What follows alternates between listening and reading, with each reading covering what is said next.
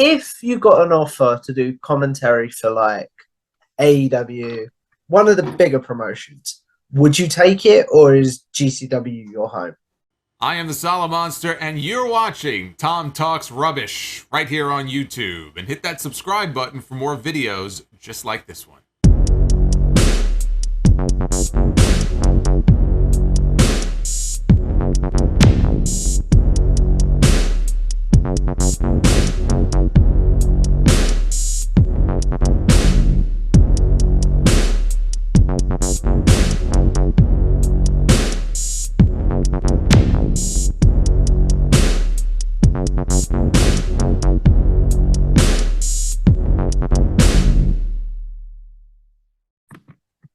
What's going on, guys? It's your boy, Tom Tuxorish, and stand back with another interview. This time, I'm joined by Kevin Gill from Game Changer Wrestling and The Kevin Gill Show. So welcome to the show, my friend.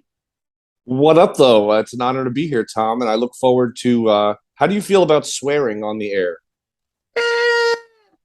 How do I explain this? Not a load, if you can help it, but the Sure. occasional helps a story, if you know what I mean. If I can, let me just get a small one out of the way right now, where Tom Talks Rubbish is the name of your show. Where I come from in Queens, New York, this show would be called Tom Talks Shit. Yeah. Tom Talks Trash, I guess, people is have the PG said this version. to me, like I should have done the alliteration, but to peel the curtain back, that was something that I was told as a child a lot, that I talk a load of rubbish being a British man. That's sort of stuck, if you know what I mean. Of course. But if we take this back, my friend, where do you first discover wrestling as a fan? For me as a fan, it goes way back. I grew up in Queens, New York. New York City is like a mecca of professional wrestling, especially at that time. You know, in the 80s, like wrestling magazines were a thing. WWF would run Madison Square Garden every month. You know what I mean? It was just, the results were in the local newspaper. You know what I mean? It was just, you'd go to the store and there's like 10 or 15 different magazine covers with everyone's bloody faces on it.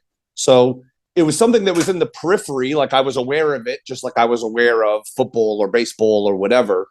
But it finally was like, I always remember this. I was very, very young, and I overheard these older kids on the bus talking about a match that was going to be on TV this weekend. The traditional format for television in those days was known wrestlers never fought each other. It would just be a known wrestler versus a enhancement talent, or a no-name wrestler in a very short squash match. So they were talking about it was going to be Rocky Johnson and Tony Atlas, the U.S. Express, would be taking on the Wild Samoans for the tag team championships. And as I overheard this, I was like, holy hell, the titles are going to be on the line, like on television. Like I knew who the teams were. Like, man, I have to see this match. And the match itself is famous. It was a title change. Johnson and Atlas became the first, I would guess, first black tag team championship champions in the United States. It was an incredible finish. Lou Albano went to swing the chair, and Atlas or Johnson moved, and then Afa or Sika was left with the chair frame around their neck, like all the way back to the dressing room. And that was like, it went from being something like, oh, I'm aware of it, to like, this is my life now, sort of thing. And the best part was, I'm very fortunate in that I believe it was approximately September 1984 that match aired on television. And then you move the clock forward to December 1984, and Bob Backlund suddenly lost the belt to the Iron Sheik in a shocking development at Madison Square Garden. Oh. And then just a few weeks later, a new babyface emerged, Hulk Hogan, to help his friend Bob Backlund.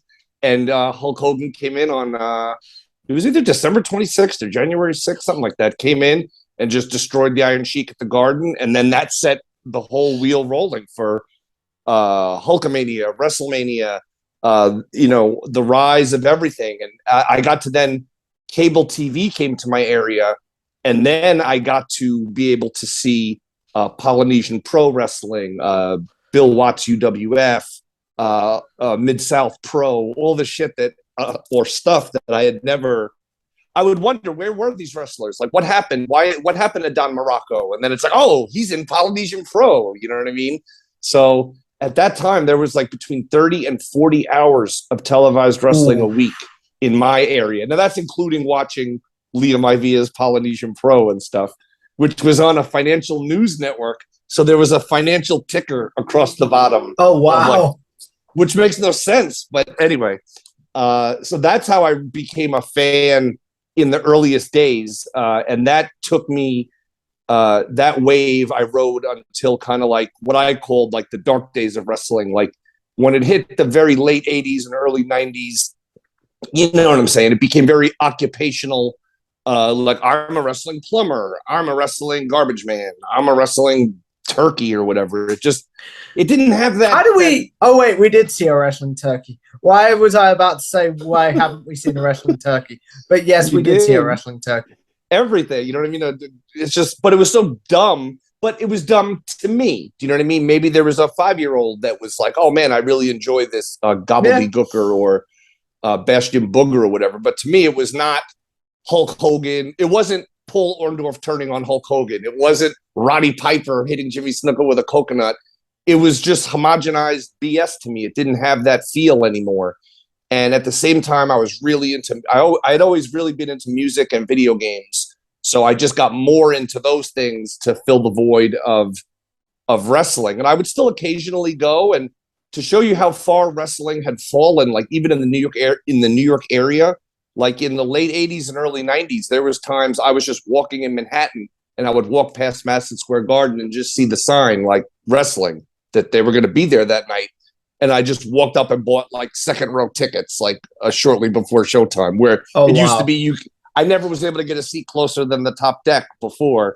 And now it's like, you don't even know it's there and you can just walk up and buy a ticket. Like, just the popularity, everything had died off. I was more into music. I got super into music. I had a girlfriend who's still my girlfriend now. And oh, wow. Then I started going to concerts like crazy. I started putting out records. Like, I started doing all these things that filled that void. But in my heart, I still loved wrestling. I was nostalgic for it. And then in 1996, people started hitting me up. People I knew from my past, whatever. And they would be like, "You've got to check out this thing called ECW. You would love it." I knew this was coming. And they're like, "It's everything that you and we and whoever liked about wrestling that's gone from wrestling. Well, it's back now." You know what I mean? So I'm like, okay. And I went to a show. That was the first way I saw GCW. I went to a show in Queens, New York. GCW? Oh, sorry. ECW. I was like, wow. Yeah, no, I went to an Did you have a DeLorean and you haven't told me? Oh, I wish. But I went to ECW on Queens Boulevard, and I always remember it because I went into the show and I went over to the merch table, and one of the like people selling stuff was selling these like Mick Foley pictures, Cactus Jack. And like, I don't know how, but I knew who that was, and I was a fan of his. And I was like, oh my God, like, is Mick Foley in ECW? Like, why are these pictures here? Do you know what I mean? And they were like, oh, yeah, last month was his last show with ECW. Like, now so I'm like, oh, and then the vignettes started airing for Mankind. So that was exactly when I got in, was one show, the first show, sans Foley. I got into ECW, and then I started going to Philly every month. I would go to all the shows, and especially in Philly. I never missed a show in Philly, but I would go to a lot to Queens, and I was still running a record label at the time, but ECW was my escape. It was my outlet. It was like, it was just everything. I could work all week, do whatever, and then just that escape to go down to Philly and see my friend John Dudek and have those second row season tickets to ECW. So that was 1996. And it's never slowed down again since. So I had those couple of years lapsed, but ECW brought me back. And then being such a fan of ECW led to me, like, I got to start doing interviews with wrestlers for magazines. And then I had an idea for a wrestling video game. And then I made a wrestling video game. So like, all this stuff happened. We're going to have to talk about that if that's okay. Yeah, it all happened because of ECW. So I always tip the cap to Paul Heyman and everyone, you know what I'm saying? Because obviously it was Tommy Dreamer, it was Taz, it was Bubba Ray Dudley. A lot of people did stuff behind the scenes, Chris Candido to make Stevie Richards to make ECW happen. But coming from the hardcore music scene in New York, like an underground community vibe, a true scene, going to ECW compared to going to WWF or even WCW, which I had seen as a kid, it was just so different. You know what I mean? Yeah, like it was definitely. so different. And I would be remiss if I didn't say, because I often tell the story that I just told you, but there's one part, it's kind of a branch of the story that I rarely get to tell, and it just popped into my mind. So during this original run of fandom, like while still in the not the dying days of Hulkamania, but you know what I mean, closer to 91 or whatever than 84, of all people, Mid-Atlantic Championship Wrestling ran a show in fucking Queens, New York, my hometown. Ooh. Main event, Abdullah the Butcher versus Jimmy Valiant. Ooh. The Boogie Woogie Man. Who was on the undercard? Terry Taylor versus Black Bart, the Long Riders, Scott and Bill Irwin, and others. But I Baron von Raschke. I couldn't believe that Mid-Atlantic Wrestling was coming to Queens, New York to run in a high school gym 2 minutes from my house. But I went to that show and I got to meet the Boogie Woogie Man, Jimmy Valiant, who's still one. And that blew my mind too, because that was my first, it was Mid-Atlantic, but it was really an indie show. It was at a high school gym, in Whitestone, Queens. And when I walked in the door to the show, like, oh my God, sitting right inside the door at the smallest little card table is Jimmy Valiant, with a photo in front of him and a pen and like, hey, brother.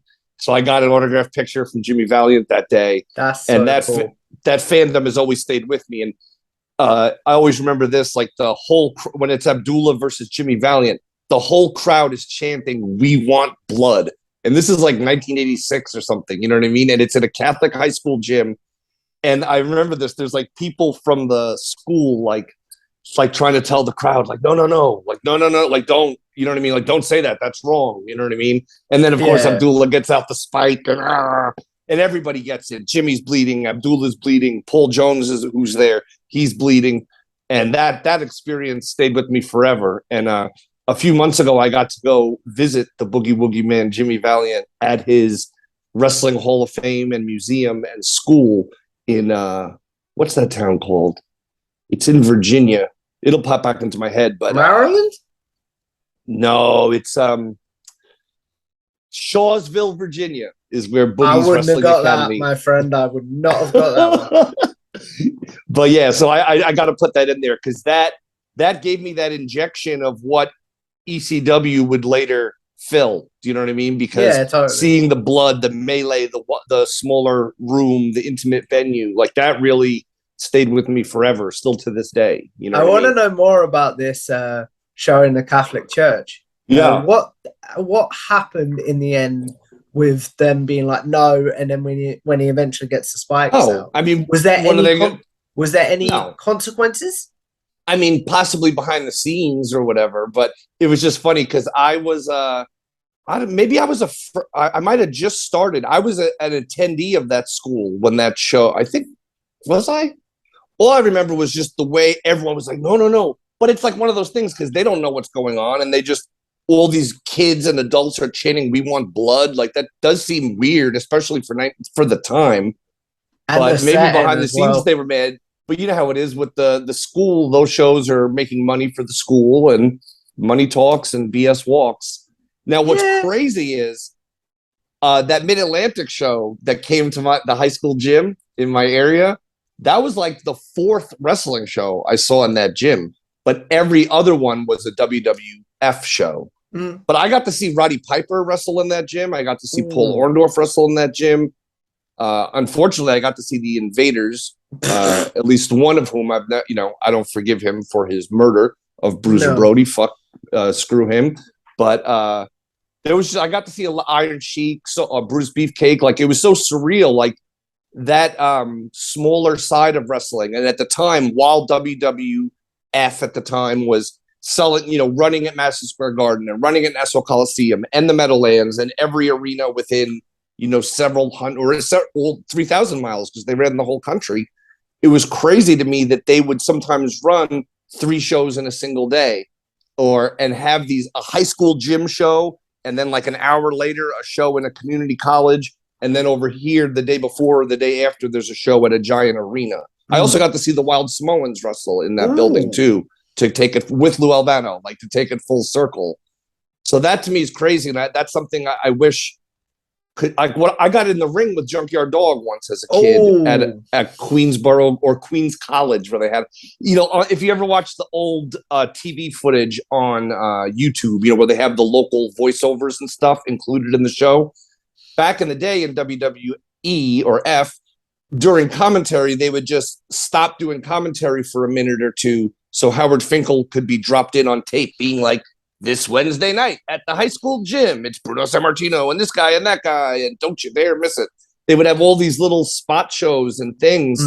And I wish there was a way people could experience the big show, if you will, on that smaller, intimate platform, because I think it hooks you so much more. I recently got to attend a WWE house show in Atlantic City, New Jersey, and through friends, I got hooked up with these insane, like, second row seats or whatever.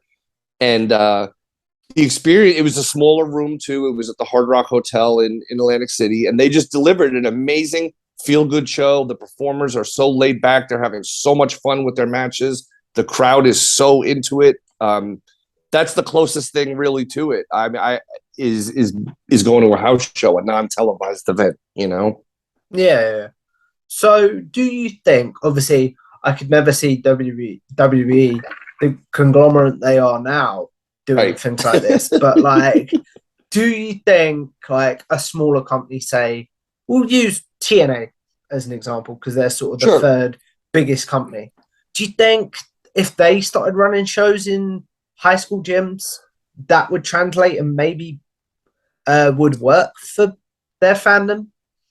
I don't know. I think it's hard because with WWF, it was like, oh my God, like Roddy Piper is in Whitestone, Queens in a gym. Do you know what I mean? That's like, Impact is doing a great job, I feel like, but I don't think they have that like in other words, their shows already are kind of in a fairly intimate setting. Like they're not running a 18,000 person building. They're maybe running a 1,500 person or a 2,000. Okay, but maybe Impact was the bad example, but like AEW or WWE, do you think they would work in this day and age? Well, it depends. I guess it depends on how you're asking, because like in a way, AEW Dark is a very intimate taping. Do you know what I mean? And NXT at the Full Sail is a very intimate experience. So, but it's not a non-televised experience. You know what I mean? So it's kind of like, it's hard to say, but yeah, I think it's hard to apply with, like you said, today's business and how everything works. But you never know. There might be something to be said for monetizing those other days of the week, because obviously when they would run a high school gym in WWF, they wouldn't run it on Friday night at 8:00. You know what I mean? That would be the Monday night or the Tuesday night or the Wednesday night or the Thursday night or the Sunday afternoon. You know what I mean? Yeah. Filling up the days in between. But you never know. I mean, what Impact does is interesting. You know what I mean? Because their business seems to rely on television rights fees. You know what I mean? So the fans attending are a bonus, and obviously they need it for atmosphere, and it's great for revenue to have fans buy tickets. But I don't know if it's as like their business in a way is so different, because it's not like you have, I don't know, like 25 days a month you're filling. Yeah. So you find unique ways to fill it. They're just coming in and doing a mass, like, let's come in and do a pay-per-view and a month of TV or whatever. You know what I mean? It's just kind of like a different model. Totally. So how do you get involved? What comes first? Is it your work in the wrestling media, or is it your work with the Kevin Gill show? Sorry, let me think. Your work in the wrestling business, not media. I'm so used to saying media. I do apologize. No, it's fine. Let me see. The very first thing I ever did for wrestling officially was interview wrestlers, but it was for a music magazine in Philadelphia, because I was running an underground record label in New York called Striving for Togetherness Records. It was like a New York hardcore label. It's like a subgenre of punk rock and metal that's very DIY, fiercely independent, and I sometimes use the analogy like from marijuana culture, where flowers, aka marijuana itself, is kind of like the basic level, but then you could super concentrate it into hash or whatever, and it's like smaller, but everything's crammed in there. And that to me is what hardcore is. Hardcore is like the most concentrated hit of punk rock and metal that you could get. But from running a mildly successful or successful for the underground record label, you get to meet and know a lot of people. And a buddy of mine named Met had a magazine in Philly, and his magazine was getting inquiries from WWE's PR team to start placing wrestler interviews in there. So he's like, I don't know anything about wrestling, but my homie Kevin does. So I think the first one I did for them, it's crazy. It still blows my mind that I got to do this. Classy Freddie Blassie. Ooh. I got to do like an hour-long phone interview with him, and he was so gracious, so insightful, and that interview became pivotal to me later in life. Like, things happened to me because of that interview. But I did a whole bunch for that magazine. I did one with Too Cold Scorpio. In fact, hold on. This is funny. I was just cleaning shit out. Oh, he's found something. Yeah, I did. Check this out. Wait.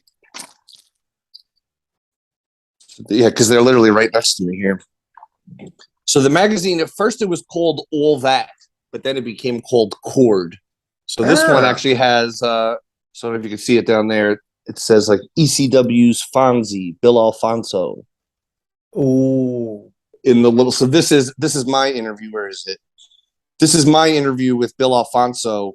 And this was I guess the first in-person interview I ever did, because I went and met up with Bill in Philly. Either I forget if it was before or after an ECW show, but it was like an ECW weekend, and and I got to hang out with him and become friends with him and do this incredible interview. I always remember he started off right before we rolled tape. He's like, "Hey, Daddy, like I don't want to talk about like drugs or alcohol or anything like, from that side of the table." I'm like, "You got it, brother." And then, like, as soon as the interview starts, he's like, "The first time I went to rehab, Vince McMahon paid for it, and man, I was doing." And I'm like, "What happened to not mentioning anything?" But that's how honest Bill is. But the great part is this. Oh, here's the actual piece. If you can see that. That is really cool, man. It's like a multi-page, but it's. Oh, look, and there's a picture. I'm sorry, I've never done show and tell on a. Oh, wow. And that's me and my buddy John Dudek with Fonzie that I mentioned earlier. That's so cool. It's funny, a buddy of mine that I worked with at the time, he read this interview with Bill, and it's like a shoot interview, you know what I mean? And he read this interview, and he's like, "Dude, this interview is better than anything I've read in any wrestling magazine. Why isn't this in a wrestling magazine?" And I'm like, well, how do you do that? I don't know anyone at a wrestling magazine. So we had a few wrestling magazines at the office where we worked. And so I picked one of them. And again, guess what? Phonetically or alphabetically or chronologically in the pile is this issue of New Wave Wrestling. You planned this. No, I swear, if you could see, I'm moving. So like, I'm like categorizing. I'm selling tons of shit on eBay. So like, I have stacks all around me. But just yesterday, I pulled this shit out. This is so cool. So I mailed my interview in to this magazine for submission, and I didn't hear from them. And then like about 5 weeks later, I got a check in the mail for, I think it was like for $60 or something, which, $60 is $60. But I'm like, what is this? You know what I mean? Did it not have anything on the check? It said some publisher name, but it didn't say like wrestling or whatever. And no memo, just a check in an envelope with nothing mailed to me. So I'm like, okay. And then 2 weeks later, an envelope comes with two copies of this magazine in it. So they published my interview. So that was huge for me. So I did several more for that magazine, and then I started working in the video game industry. So then everything. Before we go into that, I just have a question. I just have a question about, do you think that interviews in magazines are a lost art, maybe, more of Yes. YouTube and stuff like that? And do you The think there's something? the written word is a lost art. The books are a lost art. Reading is a Yeah, lost art. But the interview but sorry, I didn't please ask your question. I apologize. as I say, like, do you think it's a lost art? And what can be done, do you think, to maybe recover it? I suppose would be the right word. I'm trying to think of the right word, but you know what I mean. Yeah, I mean, there are people out there that try. You know, there's a Steel Chair magazine in the UK, Mm. right? I have an issue of that right here or in the other room. That Steel Chair that I'm thinking of, right? Yeah, That yeah. publishes regularly. I mean, the fact that they do that is incredible because, like, in America, which is a bigger market overall in terms of people and money, like, we only have one wrestling magazine, which is Pro Wrestling Illustrated, and they've done a lot to increase their or to improve their kind of standing and visibility in the world because PWI used to be like, you know, the gold standard. And then, like we talked about, magazines reading as a lost art form. So between their online presence, their podcasts, the wrestling top 100 list and all that, PWI does a good job, I feel like, at maintaining its relevancy and staying current. And I'm not sure if Fightful still does it. I know for a minute Fightful was doing like a PDF magazine, which is a nice way to, you know what I mean, to try to bridge that gap. I don't know. I wish I knew off the top of my head, but I don't. I just came across the Fightful magazine again. I was searching for something else and I came across it the other day. And then it made me think, like, is this a thing anymore? Was this something? It must be something they started doing and stopped. I could be wrong about that because they do a lot of great stuff at Fightful. But yeah. so like, could magazines come back? I don't know. I feel like the toothpaste is out of the tube, so to speak. You know what I mean? Like, magazines were super popular when people only had a few channels to choose from on the television, and you didn't have access to every song ever written and every wrestling match ever performed, every movie ever filmed. You were somewhat limited by geography or economy or whatever. So it's hard, you know. Another magazine, there is a great magazine out there today called Orange Crush. I don't know if you've seen them. I haven't. No. They do it. It's really incredible, and I feel bad for not mentioning them sooner in this dialogue. But they do like a giant, oversized magazine. They do incredible in-depth interviews. They spotlight incredible photography. It's really like a coffee table book disguised as a magazine. The new one has Eddie Kingston on the cover, who's obviously quite a popular fellow. But yes, it's not a wrestling magazine in the sense of like, should the pile driver be banned? You know, it's more like wrestling is art, and let's talk to the people. Let's explore the, you know, great photographers, and it's really, really, really cool magazine. I can't lie. Okay, so basically, as we continue on your journey, you started working in the video game industry, correct? Mm-hmm. So how do you pitch the idea for a wrestling video game then? Well, basically, I was a super ECW fan, like I said, and I was going to all these ECW shows. And then I got hired at this video game company. So basically, I was just a huge video game fan. And I like doing interviews and things like that. So I started working, and I was like, oh, I wonder if instead of just doing interviews for my friend's magazine, what if I had my own magazine, you know? And part of me was motivated by the idea of, part of my high concept was, I was like, I want to get sent for free everything that I pay for currently. Do you know what I mean? So therefore, well, how to achieve this? Well, if I cover and promote all of these things, say in one genre-defying magazine, I could then get sent video games, wrestling stuff, whatever. So I started working with a photographer friend of mine on a magazine that we wanted to do, because she used this all-day meeting at my house / record office, and then she was heading into Manhattan to hang out that night at some bars and whatever. And I was like, whatever, I'm just going to stay here and watch ECW or whatever. And then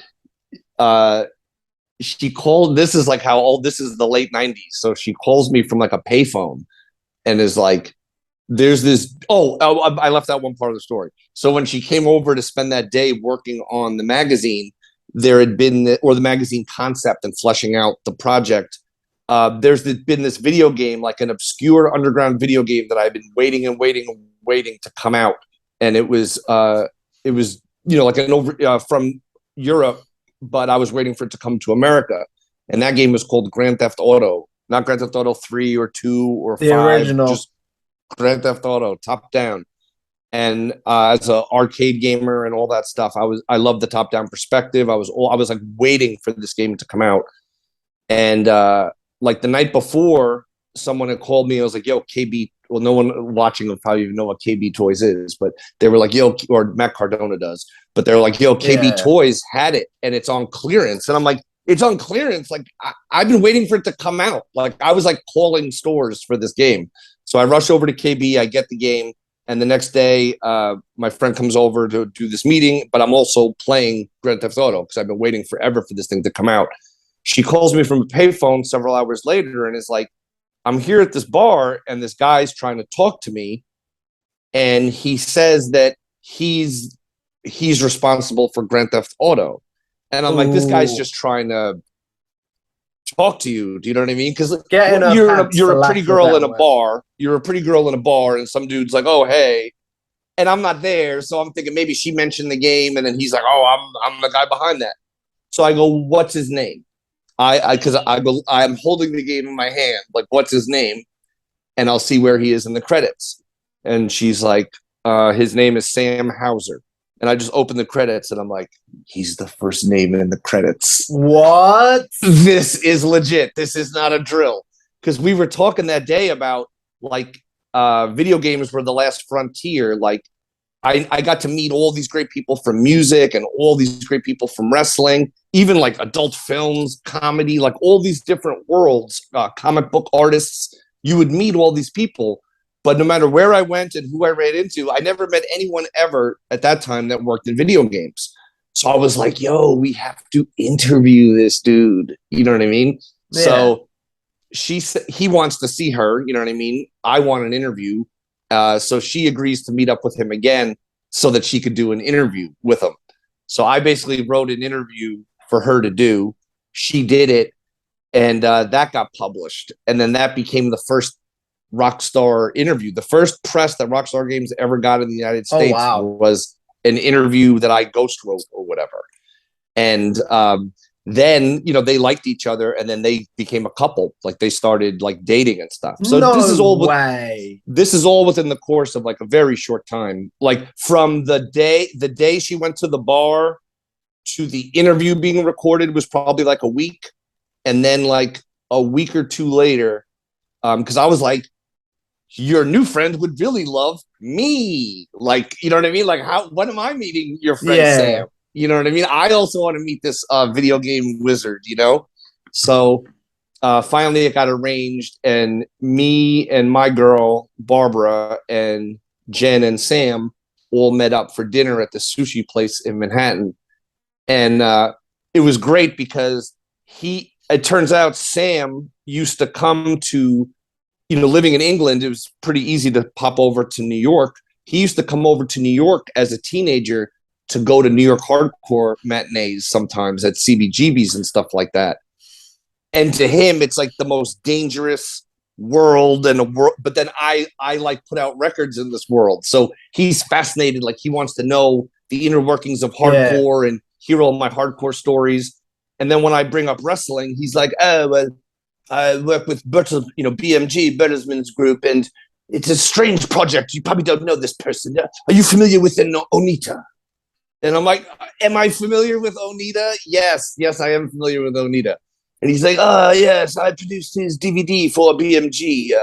And I don't know what it's supposed to be called. A British accent, by the way, because I am offended.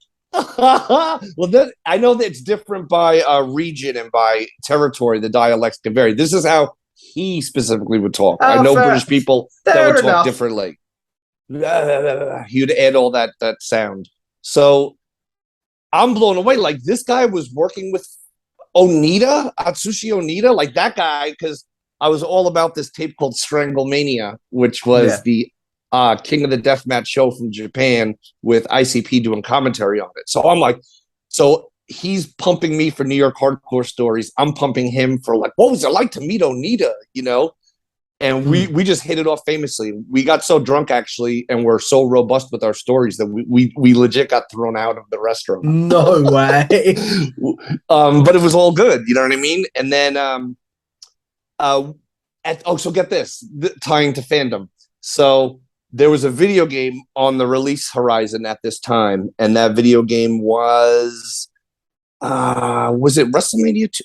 I don't know which one it was. It's one of the Nintendo 64 cartridge-based wrestling games. So I don't know if it was No Mercy or WrestleMania 2000 or which one it was, but it would have been the one in 1998, if that helps anyone looking at this in post. I know. And at the time, those cartridges were like, they would retail for like $59, $64.99.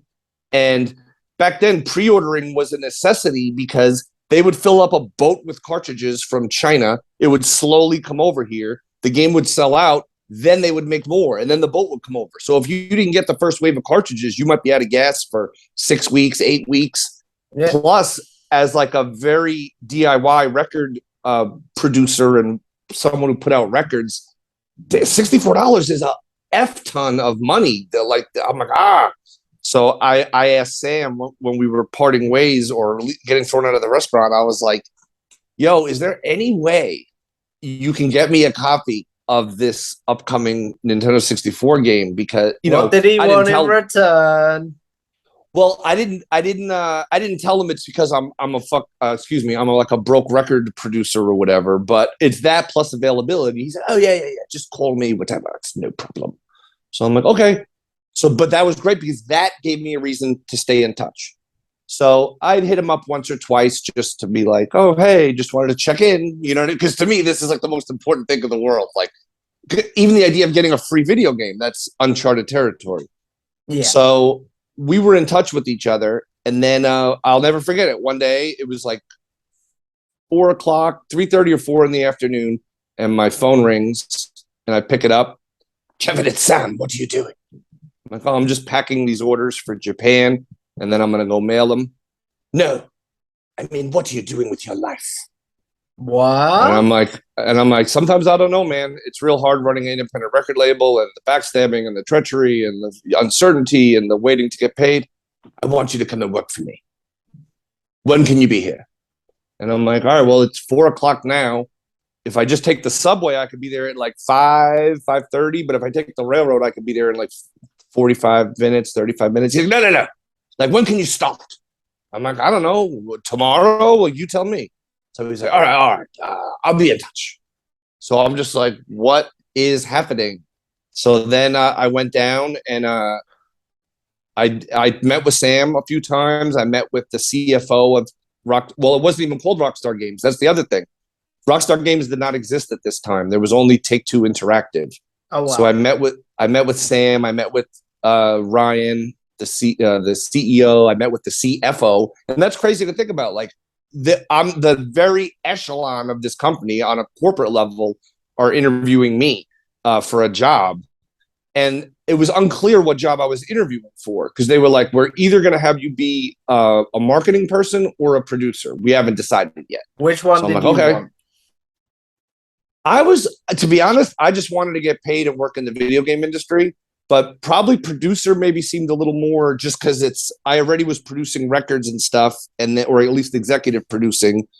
And, that seemed like magic, just dive into video games. So I did the interviews and they sent me a job offer. And before I opened it, because this is like still like shit in the mail, before I opened it, I was like, all right, if it's X number, like I'm taking it.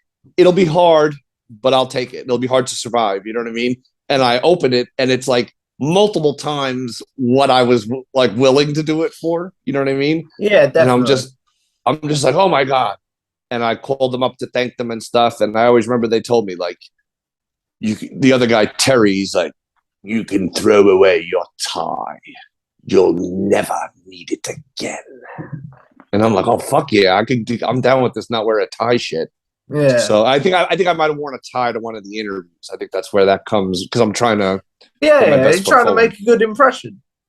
So basically, I showed up my first day at work at Take Two, and the first person I met was a guy named Jamie King, and he introduced himself as the new producer that had just started. So I'm like, all right, if he's the producer, I must be the marketing person. Do you know what I mean? And I was. Yeah. So I started at Rockstar as a marketing manager, and it was great. And I got to work there for a bunch of years. But at the same time, I was still a super ECW fan. I was still going to ECW shows. And I would talk about ECW all the time at work. I would bring in stuff like Stranglemania and other tapes. Like we would watch ECW at Rockstar. We would watch Stranglemania. We would watch all this stuff at work, like the executives, me, the other team members. And everyone was kind of like, this ECW stuff is crazy. You know what I mean? So I made a formal pitch of like, we should do an ECW video game.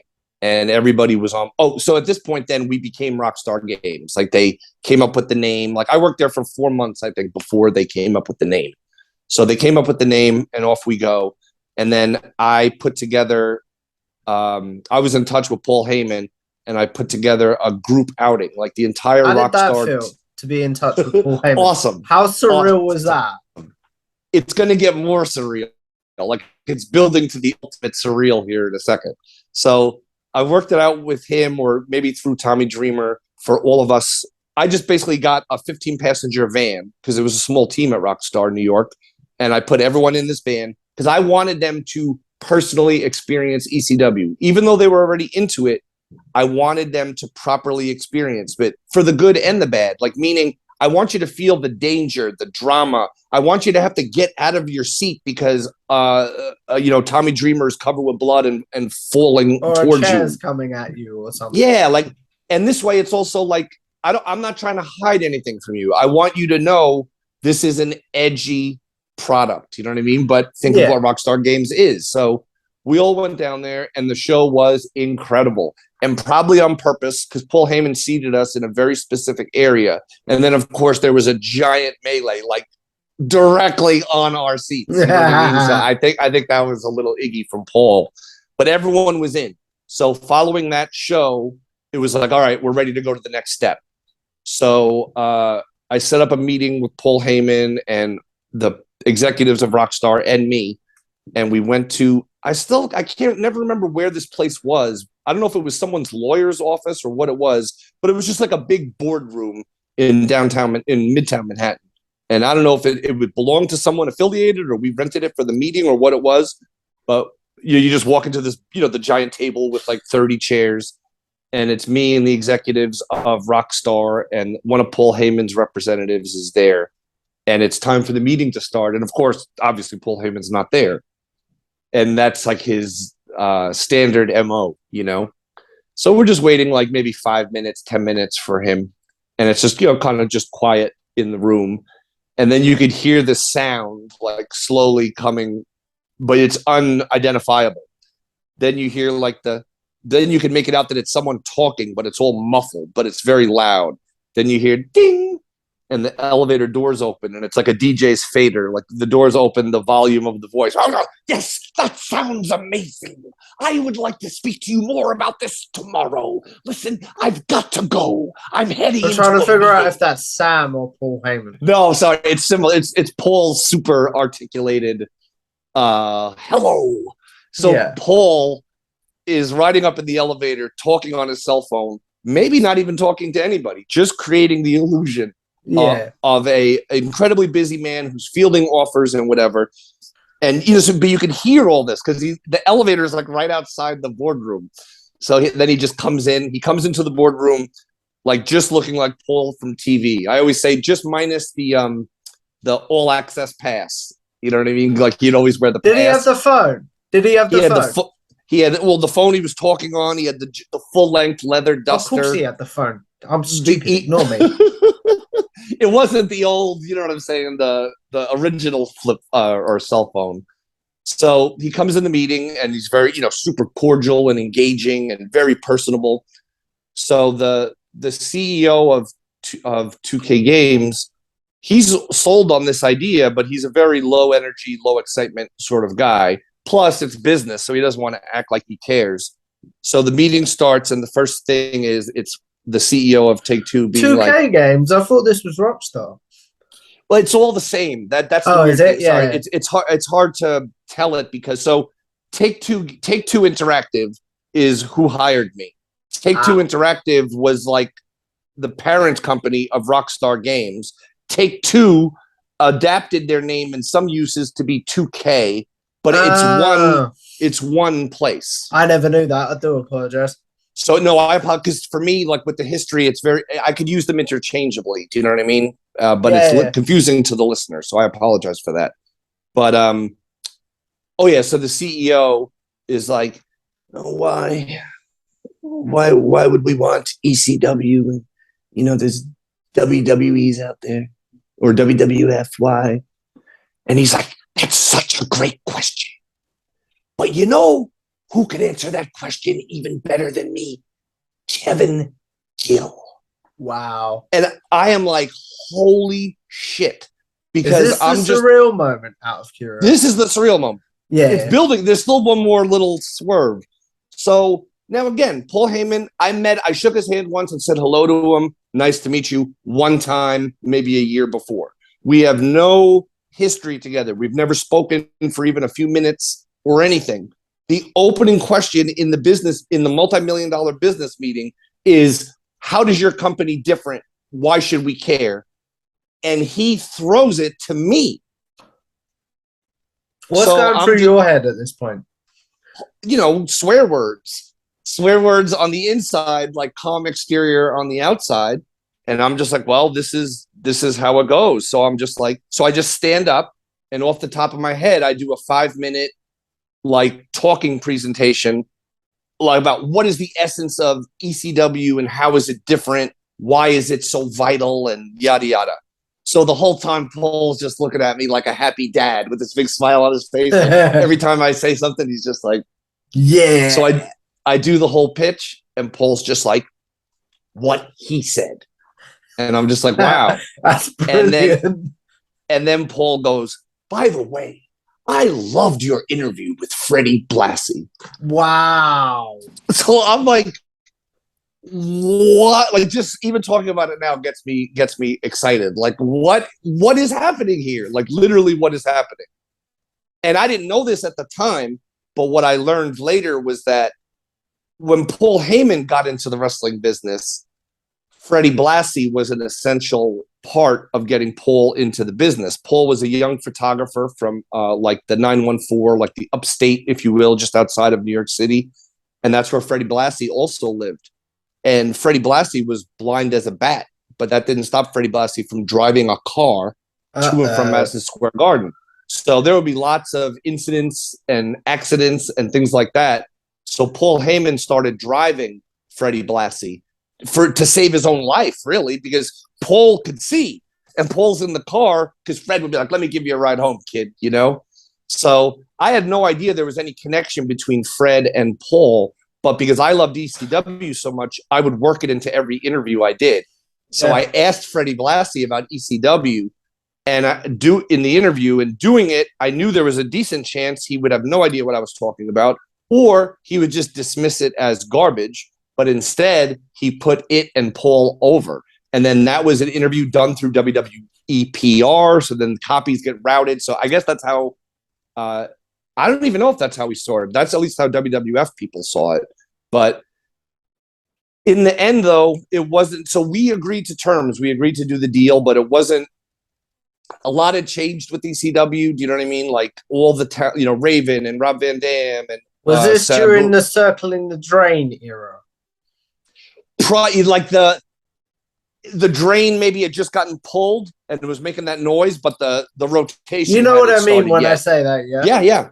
They were running. That's the thing. So they were still running, even when their last event was like it was like 2,000 people in Pine Bluff, Arkansas. Do you know what I mean? Which is a crazy number for a middle of nowhere place. No offense to my friend Tiffany, but the amazing thing was, they were doing Hammerstein Ballroom. They were doing over 1,000 fans an event for the most part. But at the same time, the finances, everything was just in a bad way. And it came down to the same guy who did the Why? Why would we care about ECW? We had the signed deal back from Paul, done. Deal's done. And then we have to sign it and then return it with a check. And let me guess, they didn't want to. No, they wanted to, but they called me in and sat me down and were like, if this was your $1 million advance, because it's $1 million advance or whatever, if this was your $1 million, would you give it to Paul? And I know what's going on here, and I want there to be an ECW video game. And I'm like, well, the wrestling business is cyclical, and there's ups and downs in terms of attendance. And he's like, Kevin, if it's your $1 million, would you give it to Paul? And I'm like, well, is it my only $1 million? Because, in my mind, I know the guy I'm talking to has millions and millions and millions and millions of dollars. So $1 million to Paul, along with other bets and other things out in the market, So he just kind of drills it all down. And he's like, knowing what you know, with your insight, with your understanding. Did this dude really sound like that, by the way? Oh, yeah. It's what I would call, I don't think you would know this term. It's an old New York term, nebbish. It would be epitomized by like a Woody Allen type. Woody Allen is a nebbish in terms of I don't know. And it always blew my mind because this guy was young. He was the same age as me. He was a multi-millionaire, and he owned the company that I worked at. Wow. And he was just he wasn't happy in life, and he's no longer with us. But I used to always think to myself, like, I would talk to him and I would say, like, he'd be so miserable. And I'd be like, and meanwhile, just being able to get this fat paycheck was solving all of my problems. You know what I mean? So I would ask him sometimes, like, man, like, you can do anything. Like, on Thursday after work, why don't you just have a limo take you to the airport? Go to the Bahamas for the weekend. Go anywhere. You can go anywhere and do anything. Nah, why would I do that? And it's like, man. But so in the end, I knew that. So he hit me with the final. It's like a wrestling. We're wrestling around this topic. And then he's like, is ECW still going to be here in 18 to 24 months when the game is done? Now, that's a very different question. And I know that at this point, Rob Van Dam is gone and the Dudleys are gone. And you know what I mean? Like, all the original crew, for the most part, like Sans Dreamer maybe, are gone. And, we wrestle back and forth. And I'm like, oh, it breaks my heart to say it. But I don't know that I could take that specific bet, because that is a very long time from now. And, at the time, I was someone who read Dave Meltzer and I read Wade Keller. And, I even talked to the talent, a bit when we would hang out at the bar and stuff. So I got a sense of what was going on. So I got to make the call, sadly, to say, let's not do the deal. Ooh. And he had me not like a dick, meaning they weren't being dicks to me. Like, I respected that they respected me enough to, like, not leave me out of the decision. Do you know what I mean? Yeah. And that I was the person who knew, the information to make the decision. So they had me rip up the deal, like, symbolically or whatever. And the caveat to all of it was there was a bidding war for ECW. Okay. So we were just the ones that they wanted to work with and who put up the most money. There was a lot of people wanted this game. So it wasn't like by me saying no, it wasn't like ECW was now screwed over or something. They just got to literally the following day. Like, I tore up the contract on a weeknight. The following day, they signed a contract with Acclaim. Okay. And they rushed out one quick ECW game that sold well, and then the company was Anarchy Rules? Yeah, or Hardcore. One was called Hardcore something, and one was called Anarchy Rules. I'm not sure which one was first. Do you ever think about, if you had approved that game, if that would have saved ECW or something like that? 1,000,000%. I was thinking about this a lot. I had done another interview a few weeks ago where I kind of got into that, because it is something that I think about a lot, because it was such a pivotal decision, and I was in such a tough place because the Rockstar Games and Take-Two people, they, in my mind, like, plucked me out of the swamp and gave me a life-changing opportunity. Like, I have to have their back. You know what I mean? and do the right for them. But in hindsight, it's like, I wonder, like, if I was a less scrupulous person or whatever, if I was only thinking of me instead of the greater good, I would have said, let's do the ECW deal. I then would have got to work extensively with Paul Heyman and everybody.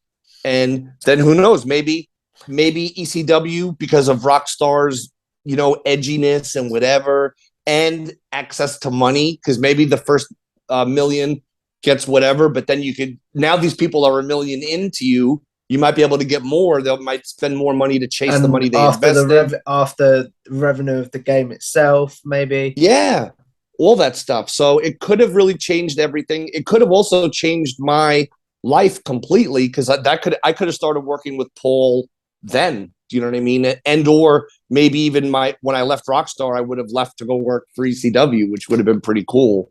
But Acclaim, they did sell a lot, or a reasonable amount for sure, of the first game, and they got it out while ECW was still a thing. And then the second game, maybe ECW was just about gone, and the games weren't good by any stretch of the imagination. They were horrifying. And then after a while, by the time the first ECW game came out, I left Rockstar, and I had an idea. Well, I had the ECW idea, which we didn't get to finish, but I always remember this. At my going away party at Rockstar, the commercial kept playing on the TV in the bar or wherever we were for those Backyard Wrestling DVDs, which were like this phenomenon, like a viral phenomenon before there was viral over here. And I kept everyone, like, you'd hear like a pop in the room, and everyone at the bar would be reacting because someone just jumped off the roof of their house or whatever. And I was like, this is interesting stuff, the way that people are here for other reasons and whatever, and they're audibly popping for these spots that these backyard kids are doing. Yeah, there's something to this, you know what I mean? So I got hired away from Rockstar by a company called IDOS in San Francisco. And why is that ring a bell? My first week at IDOS, they had a company-wide meeting, and they said, we've got a new wave of funding, and we want new IP, we want new concepts, we want to get new games in development. And I'm sitting there like, wow, this is exciting. And then I'm like, here I am. It's my first week at the company. I was like, I don't know any of these people. I'm not saying anything. Like, Tomb Raider, all these people are here in the room. I want to hear their ideas. And this is the president of the company just made this speech. And he's like, what do you got? And no one in the room raises their hand. It's like a company-wide meeting. It strikes me as a Vince McMahon ruthless aggression speech. Yeah. So then he's like, and he's looking around and he's getting mad. And he's like, you guys got nothing? Yep. And no one says anything. Now, again, I'm not going to say anything, because now I would even be more, because one, I don't know how they're going to respond to my idea. Two, they don't know me. And three, I would be making all these other people look even stupider, because I just started here and I already got one in my pocket. So as soon as the meeting's over, I went to his office and introduced myself to him. And he's like, oh yeah, you just started this week. And I was like, I have an idea. And I start telling it to him. He's like, do you have any videos or anything? So I pull up the backyard stuff and put it in his DVD player or VHS. And I'm talking, and he's like, oh my God. And then he'll like pick up his phone, come in here. And then like more and more people. And then soon, like everyone that was in this meeting is now in the president's office watching Backyard Wrestling. And he was super excited about it. And he was like, we should do this and blah, blah, blah. So then I put together a deal between the people who own the Backyard Wrestling video stuff that's on television and all that. And they had the trademark for the name. So I worked on a deal between them and us. And then I had to go out and do deals with all the wrestlers to be in the game. And I put together the soundtracks. I wrote all the cutscenes and dialogue. I did all the contracts for the music for the wrestlers. Like, it was ridiculous, the amount of stuff. I wrote the copy for the game, like the what's written on the box. You know what I mean? Like every song on the soundtrack, every wrestler in the game, every video in the game, I oversaw the editing on. So it was just a crazy mega in-depth experience. Does that make up for, you didn't get to create the ECW game, but does that make up for it, or is there still a bit of like Oh, I wish I could have created that ECW one. I mean, I wish I could have created the ECW game or, worked on it with those guys. But for the experience I had, and then getting relocated to California from Queens and getting to spend like almost 4 years between the first game and the sequel, just living 24 hours a day on wrestling, like all day at work, all day, all night at home. Do you know what I mean? And that was the one thing when the game was going to start, I was like, oh man, I might not like wrestling anymore when this is over. Like I might be like, F this is annoying as hell. And I had to like go into it knowing that I may not like wrestling anymore. Because you know how it is when you have to deal with all the totally. It's gonna whatever. But I have this weird thing, like if I'm talking about wrestling with people, like doing these, I'm like, I don't sit and watch wrestling. I know that's weird. Mm-hmm. But you're also contributing and creating content and giving people a platform and all that stuff. You know what I mean? Yeah. But I was concerned that I was that there was a chance that I wouldn't like wrestling anymore as a result of having to work on these games. But I was like, well, it's a chance I'll have to take. But it was comical because no matter how many hours a day I would work, and it was literally nonstop, round the clock for years, no matter what, like as soon as I got home, I would like have the Wrestling Observer in my mailbox, like a physical copy, or come home and turn on whatever. It was all consuming. You know what I mean? Yeah, I personally couldn't do that, but wow. So just quickly, as we look at wrapping this up, how do you join GCW and how does that come about? That was just I guess the right place and the right time sort of thing. I was booking wrestling for Insane Clown Posse had a company called Juggalo Championship Wrestling, or JCW. And we were talking earlier about like getting into wrestling through like the video game direction. I met ICP before we worked on the game together, but then it was through that meeting that I invited them to be in the Backyard Wrestling video game. And from that, I got to work with them a lot. They then offered me an opportunity to be a referee for their company. So that brought me from the interviewing people and doing this stuff to like physically being in the ring with the wrestlers, which was really cool, and reffing and stuff. And then the reffing led to them. The ICP guys saw a DVD that I was doing commentary on. And they were like, we want you to be our new commentator, like based on this tape we saw of you. So as I said earlier, I was hugely influenced by the Stranglemania tape they had, where it was the two ICP guys calling deathmatch stuff. And the one ICP guy was like, I don't want to do commentary anymore. So like you replace me and then you'll work with Shaggy Two Dope or whatever. You guys will be the new team. And I'm like, this is, excuse my language, fucking insane. Because it's the same thing. It's the same as Paul Heyman saying, oh, you know who could explain this better? Kevin Gill. Or ICP being like, we've been looking for a commentator forever and we could never find him until now. And I literally said, I was like, well, who is it? And they're like, it's you. Wow. So that was insane. So from doing that, and that led to them asking me to book the company. So then they made me the president of Juggalo Championship Wrestling, and I would book all the shows, the flight, the same thing. It was like the game where your flight, your hotel, every detail of everything was handled by me, and what you're going to do on the show and blah, blah, blah. So I forget how we even got onto this. I just wanted to give that's how I kind of crossed over into the physical world. How do I know about GCW? How did you start working for them and join them, so basically? It happened because I was booking the matches for Juggalo Championship Wrestling. I always wanted to, and plus I liked wrestling anyway, but I had two reasons to keep my eyes on the independents and what was going on. And there was a company at the time, coincidentally, also called JCW, Jersey Championship Wrestling.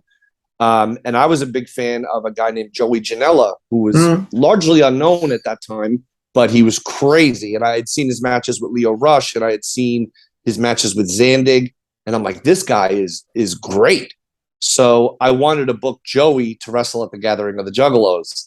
And I did. And then Joey did his famous, jumping off the roof of the building of Game Changer World with John Zandig. and he fractured his wrist and got some other serious injuries, so he couldn't do the show I booked him for. And then not like it was just it was what he has a legitimate reason. But I was in touch with him now, and blah blah blah. And then I saw GCW announced the craziest thing ever. They announced that WrestleMania weekend they were going to run a midnight show, which no one had ever done, the night before everything, because everything starts on Friday. They were going to run midnight on Thursday night, and it was going to be called Joey Janela's Spring Break. And I was like, this is the greatest idea I've ever heard. And I always remembered it was on Mike Johnson's PWinsider.com, just a little line listing, like the link almost says more than the article, because there's not that much to say. It's just that they're going to do a midnight show. And I'm like, what? So I that article just came out. It's like, bing. And I'm like, read. And then I hit up Joey, like, dude, please let me be a part of this. Like, what can I do? Can I be considered? Whatever. He's like, yeah, like, you want to work on the show? Yeah, no problem. It's not like people are beating down their door to be on Spring Break. Midnight show, I imagine. But I was, because I was like, this could change everything. And he's like, yeah. I mean, he's like, I'll put you in touch with Brett Lauderdale, and I'm sure it'll be fine. So Joey hit up Brett. Brett's like, that's fine. I hit up Brett, and Brett's like, well, to be honest, we're going to have different people rotating on and off. You're the first person to ask, obviously. So I think they announced a few matches when they announced that there would be a show. And they were like, you could just pick whatever match you want. So they had a match that it totally melted my butter. And it was, I always get it mixed up now because two of the people in the match are a real life husband and wife, but then they might have been on opposite sides. It was an intergender tag. I forget who was whose partner, and because it's confusing to me, but it was now known as the Butcher and the Blade, but on opposite sides. And Pepper Parks had Cherry Bomb was in the match, and Penelope Ford was in the match. I forget. I don't know if Pepper Parks was with his actual wife, Cherry Bomb, who's now what do they call her in AEW? Bunny. Dude, it's too late in the evening for me to try and do things like this. She's the bunny. She's the bunny now. Right, okay. So, out of all the matches, that's what I picked. I was so excited that Andy Williams from Every Time I Die was teaming up with probably Penelope Ford to take on Pepper Parks and Cherry Bomb. And I was like, of all the matches on the show, this is the match I want to call. And so I got to call that match. And then the next year for Spring Break 2, they asked me to come back and call another match. And I'm like, hell yeah. And then for Spring Break 3, they asked me to come back and call another match. And I'm like, hell yeah. But GCW with every year is growing and growing and growing. Mm-hmm. So it was right after Spring Break 3, their touring schedule and stuff started expanding even more. And then I started doing commentary more regularly. It was shortly after Spring Break 3. A big breakthrough for me was the famous, I think the show was called To Live and Die in LA. And it was headlined by David Arquette versus Nick Gage. Is this the one where David Arquette gets stabbed in the neck?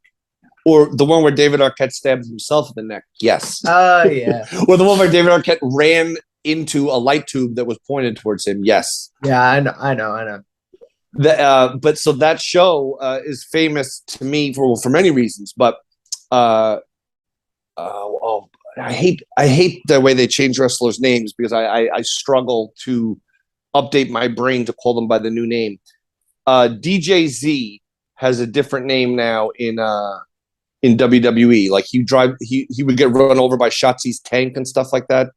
What's his name? Ridge Holland, I think. No, I honestly can't remember. I hate not giving him the proper. Joaquin Wilde. Ah, okay.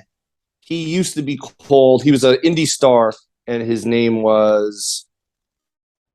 And then anyway, I'm losing the plot here.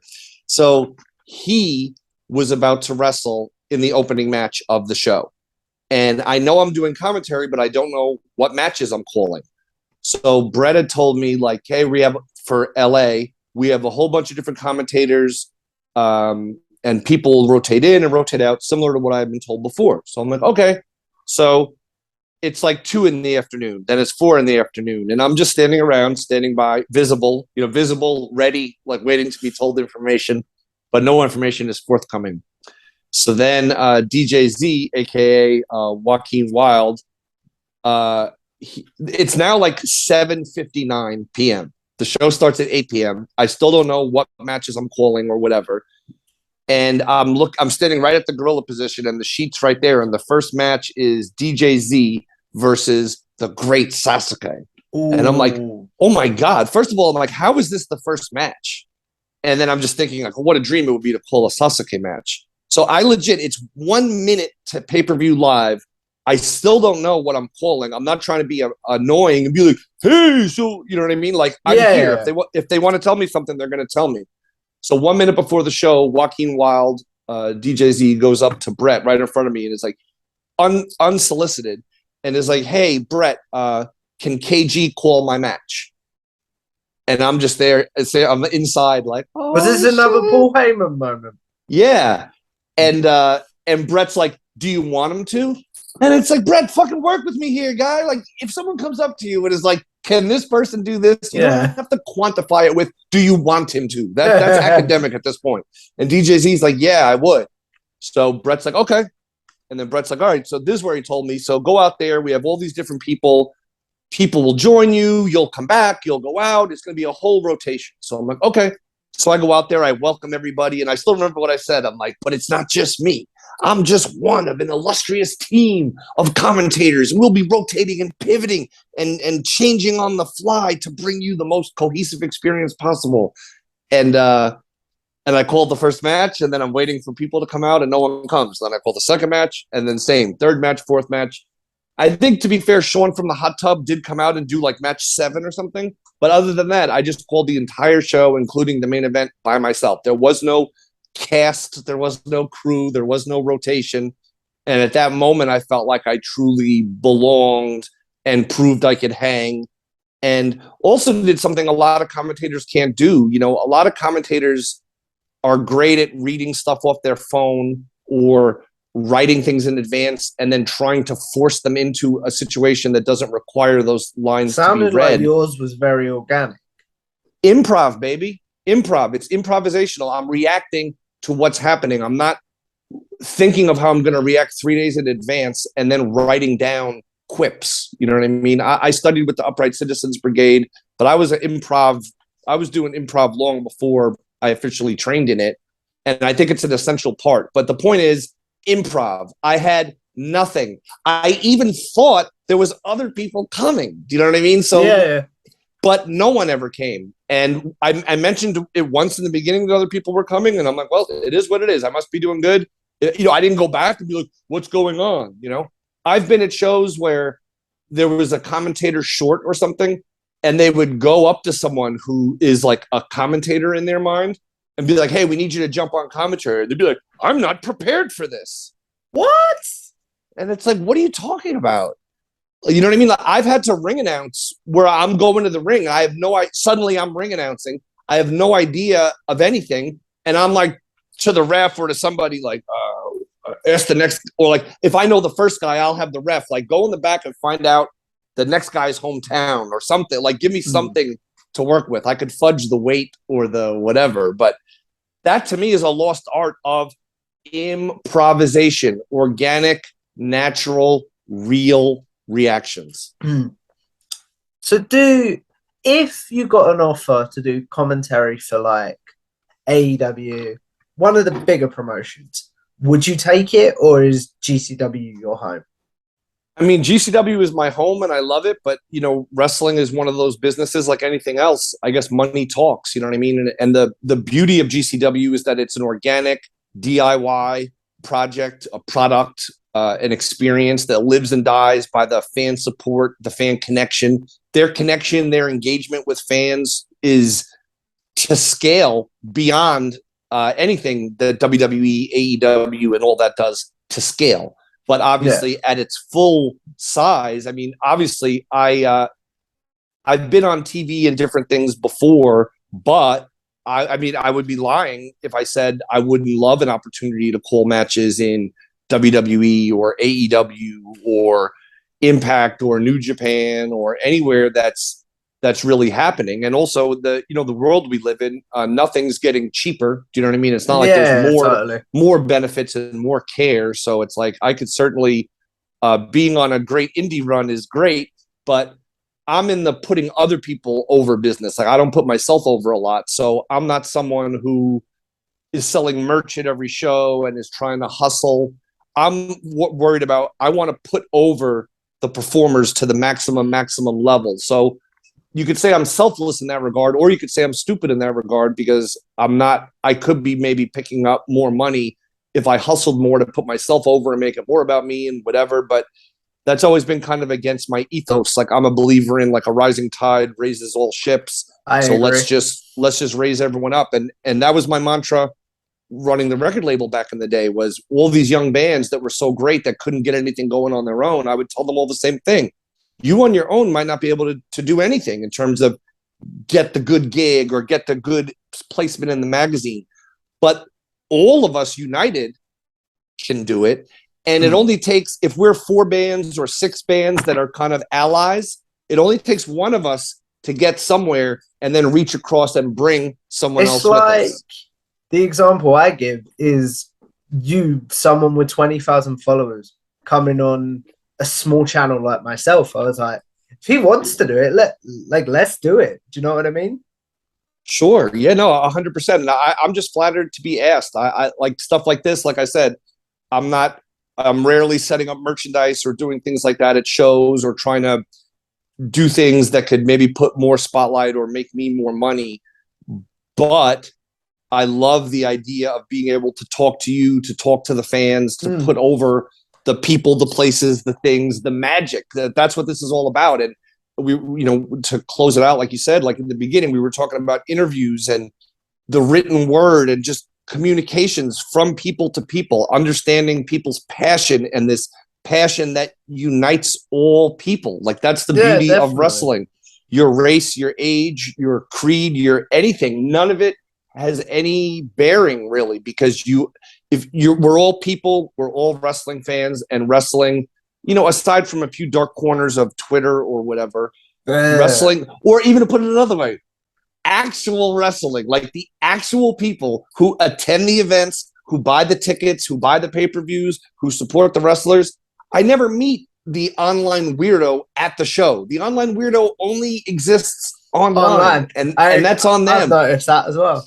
And so many people inadvertently spotlight and platform these weirdos by like, oh, I'm going to quote tweet them to show how stupid they are and whatever. Like that's what they live for. You've just given them 10 years of life off that. You know what I mean? Ignoring people is amazing, and it drives people insane. Yeah. Like I've had weirdos contact jobs, people I work with, other things, because they're furious that I will not engage them. They're like, I had one of them even said to someone like, he owes this to me. He owes it to me to hear me out. And it's like, I owe you this, motherfucker, you fucking weirdo. Nah. I mean, if I owe you anything, I could owe you a tip, which is the direction you're going in, the negativity, the weirdness, the putting others down to try to make yourself feel better. Like I learned decades ago, that's no way to be. It's no way to live. And karma is real. Do you know what I mean? The fact that you're so miserable in your life is related to directly what a negative fucking piece of shit you are. And you're the only person that can change it. And it starts with a single change, a single thought, a single decision. Rome wasn't built in a day. But yes, you can stop being a weirdo with 2 simple words: self-awareness. Yeah. Consider how other people see you. Consider reading back your Twitter timeline and your replies. And if even 1 out of 10 tweets is shitting on, hating, you trying to humiliate and embarrass other people because you don't personally, your taste, I always say this, I don't like olives, okay? But who cares what I think? Do you know what I mean? I think olives are... If someone else likes them. Right. Olives are... Anytime I order a veggie pizza, they cover it with olives. If I order a veggie sandwich, they cover it with olives. Olives suck. I don't like them. They serve no purpose. However, my personal opinion has absolutely zero bearing on a billion-dollar olive industry. They took out the burrito bar. inside my local Whole Foods and replaced it with a giant olive bar that no one uses. This angers me. However, I have no animosity towards olives. I have no animosity towards people who like them. It's just quite simply, I don't like them. And how did we get onto this, by the way? It's just the example of like where people are like, well, I don't like this wrestler, so I'm going to just go online and shit on them and attack them and try to hurt their feelings. And it's like, well, I don't like olives. Who cares? Yeah. It doesn't matter whether you like a wrestler or not. That means there's 1,000 wrestlers that you can like. Focus on what you like. Life is too short. You know what I mean? And if someone asks you for constructive criticism, which they won't, by all means, give it. Yeah. But until then, STFU, please. Grown folks are speaking. I fully agree with you on all that, to be fair. So, as we wrap this up, we're going to do a very quick segment that I call Generic Questions. Those of you that have seen my interviews before will know this is where I ask my guests their favorite match, favorite pay-per-view, favorite tag team, favorite theme song, and favorite wrestler or superstar. I'm the worst at this, but those I'll go. Basically questions that I'm sure Kevin might get asked on social media quite regularly. And now he has a place to be like, look, I've answered this. Please go watch this so I don't have to answer this again. So what's your favorite match of all time? I'll have to go off the top of my head. My answers may change over time. My favorite match of all time. God damn. So let's come back to that one. All right. Favorite tag team of all time. Favorite tag team of there's so many great ones. I'm just trying to really think here. And do I have to give one, or can I give a few? You can give a few. As a crutch? Give a few. If I could throw out a few, I would say the greatest tag teams of all times include the Young Bucks, the Rock and Roll Express, the Wild Samoans, and the Road Warriors. Favorite and the Rockers. Yeah. Favorite theme song of all time. Again, you can throw out a few. Sure. Well, I don't know why I love this song so much, and I've never admitted to this before. And I'm kind of sad now they changed her song. I love Sasha Banks' theme song. I think it's amazing. Like, I had a dream that I made it. That shit is just, I love it. It's so cool.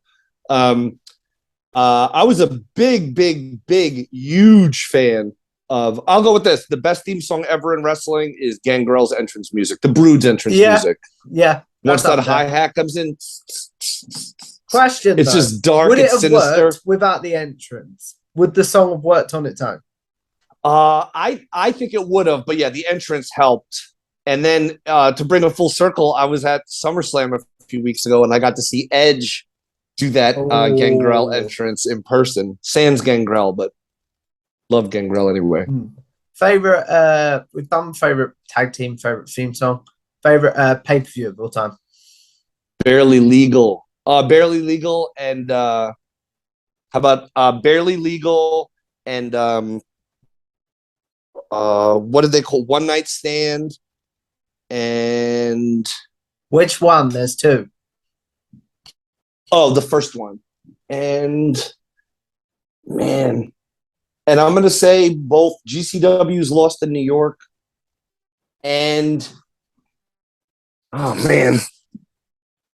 And I'll say Live and Die in LA also but I mean, I'm not just blowing smoke. GCW is like the quality of shows, the caliber of shows, it's insane. Do you know what I mean? Like, I got a few of these posters behind me, so I would never forget some specific ones that really stood out. But those are some of my favorite pay-per-views for sure. And I've got to attend a lot as well. But yeah. And then finally, I have to press you, but actually, no. Favorite superstar wrestler of all time?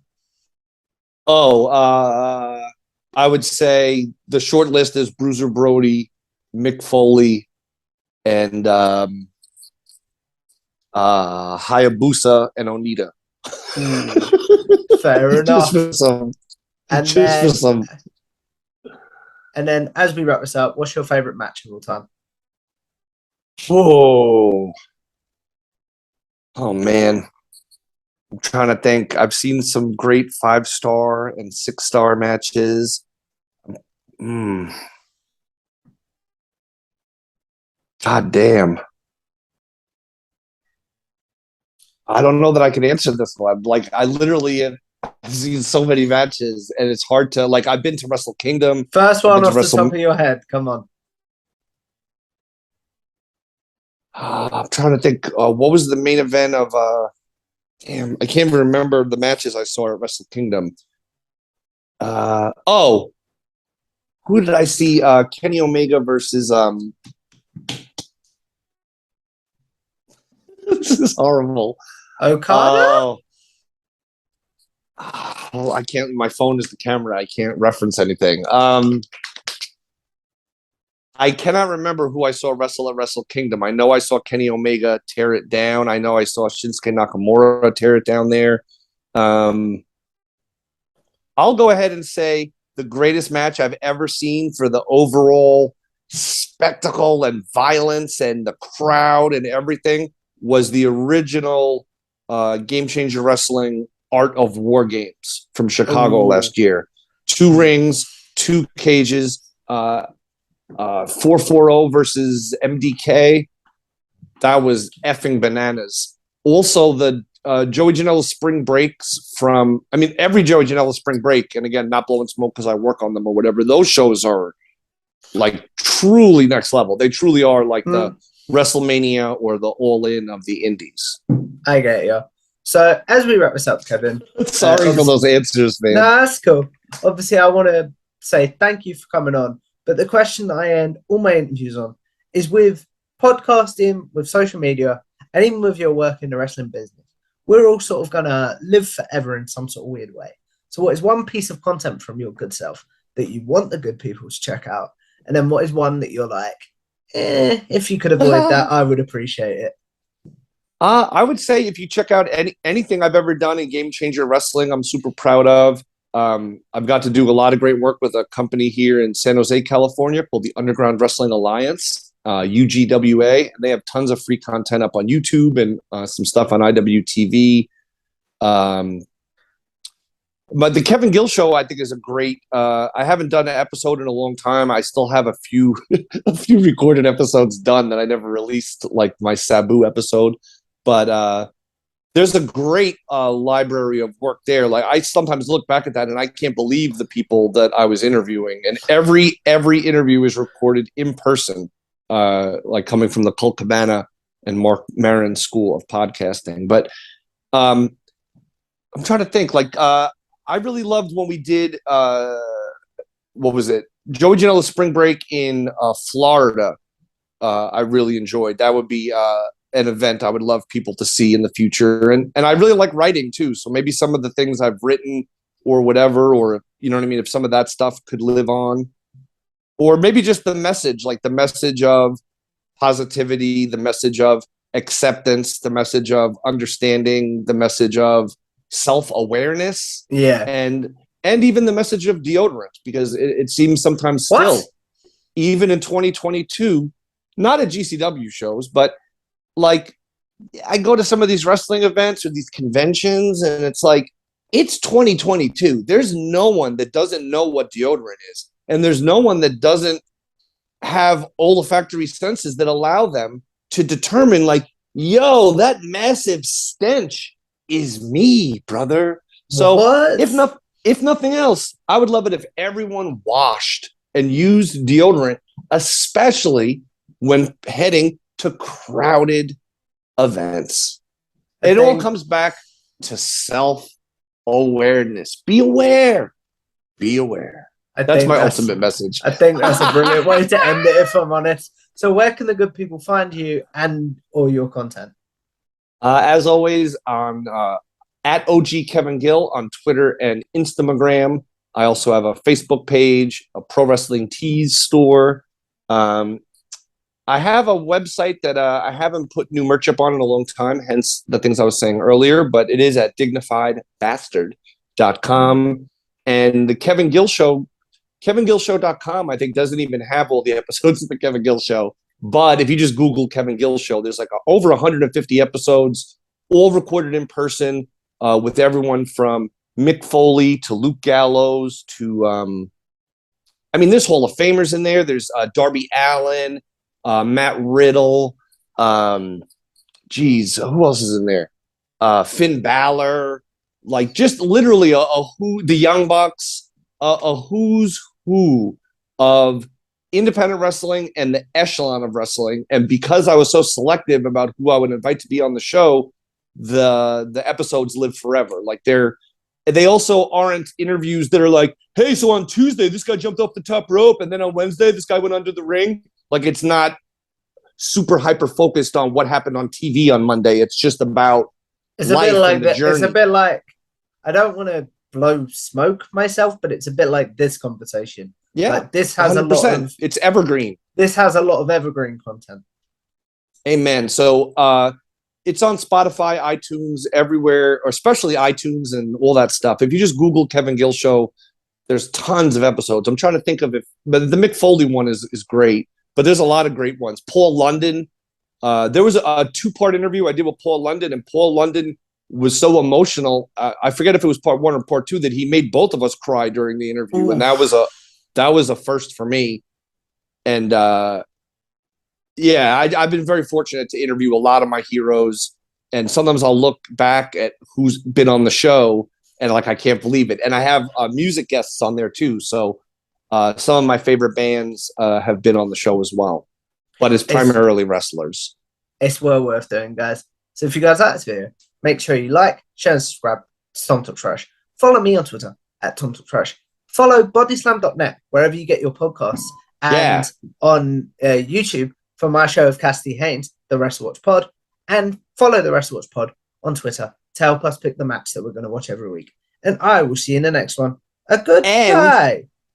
And be sure to visit patreon.com/Game Changer Wrestling, where you can see the official, you can't see it, but you can hear the official Game Changer Wrestling podcast hosted by me with my faithful friend, Brett Lauderdale, the elusive GCW mastermind who rarely speaks on the record or grants interviews, but several times a month, I have him answering your questions only on Patreon. Make sure you check that out, guys, and I will see you in the next one. A goodbye.